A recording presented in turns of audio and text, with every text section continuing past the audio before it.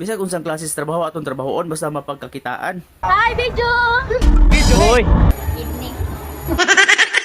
Yo, what's up mga tol? Ug maayong adlaw sa tanan. Gabuhat ni ko diha og kurong kay naamday tay mga piso nga maabot karon. Kini nga mga piso mga tol gi-deliver pud ni diri sa toa. Mo ni kita og uban tres pang 45 days. First time din ako karon mag-boiler og manok. Ambot lang kung mabuhian ba kataan ni. Kung masurtihan ba. 30 pieces din ni ka mga piso. Unta mo survive din silang tanan. Kay nahuman naman tong cage nga akong gibuhat para nila. Aw dire na to na sila buhian. Ang akong ilawog day ani nila from day 1 to 10 days kini lang sang bibitag booster. Ang akong pamaagi sa paglawog ani nila, ako ra isabyag da eskarto. Kay murag mas ma-enjoy mas sila kaon kanang inigtuktok nila na ay maglagutok.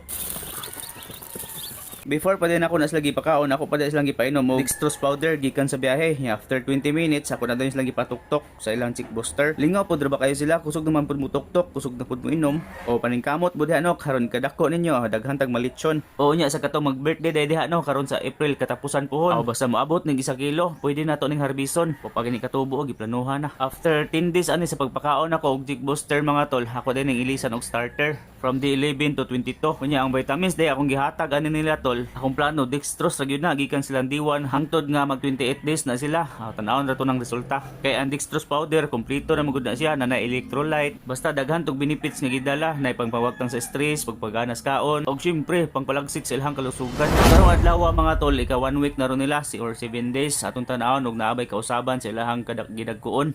Mo ni update ron nila mga tol. After 7 days wa pa enjoy mortality nga nitabo. Tugkan na sila og mga balhibo gitagas na pud ilang mga pako. Sug na kay manok to koy makahurot ng 1 kilo sa isa ka adlaw. Na tanawa dagko na kayo. Dagko na kay mga ite.